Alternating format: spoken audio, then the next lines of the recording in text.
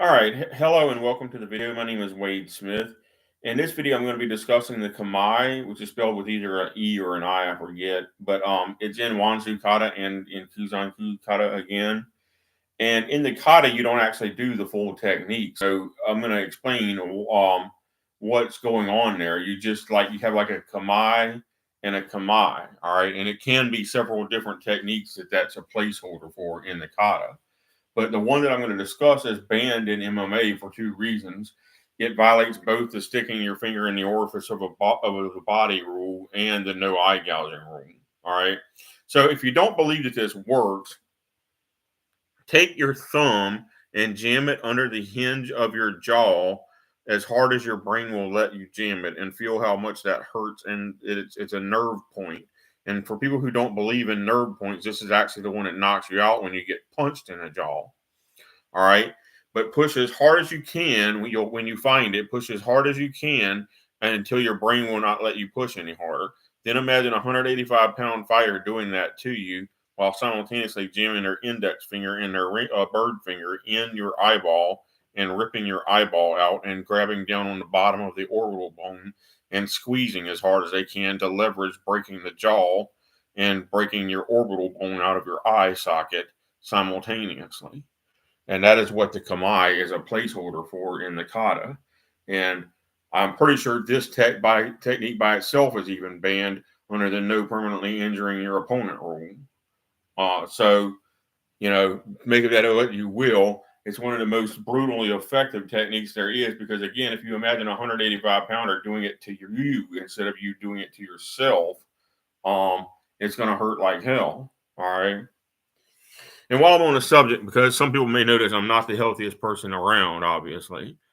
When I was 20 years old, I was a super athlete, a full-time super athlete. But by the time I was 24, I became to be very sick because I have several medical conditions. I have high iron and high calcium, which causes neuromuscular disease. And I have type 2 diabetes, which also causes neuromuscular disease.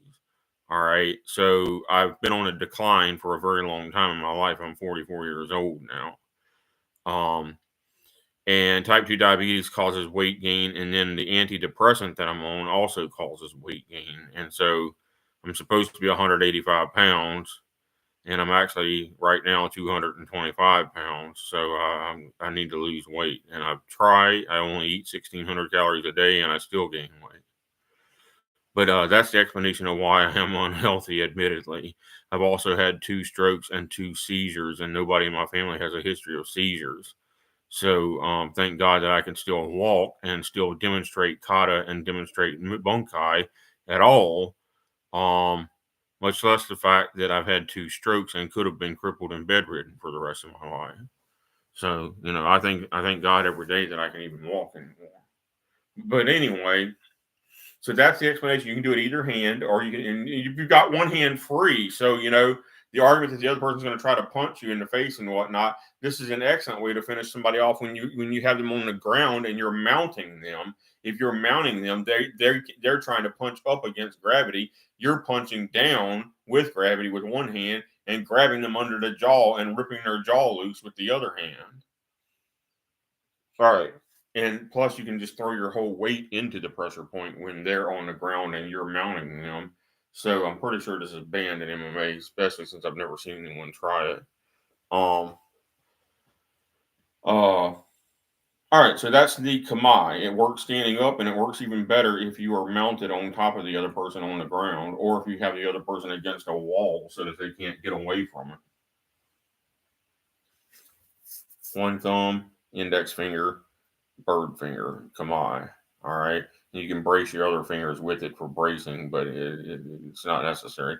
And if you don't believe me, this is actually taught by Isshinryu Grand Masters.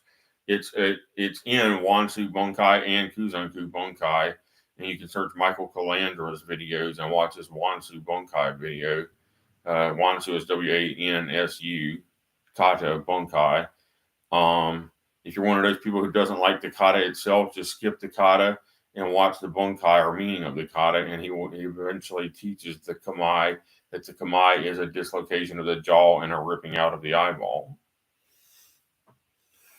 All right. But I was taught that in the year probably 1999 or 2000 when I was studying Kuzanku. Thank you very much.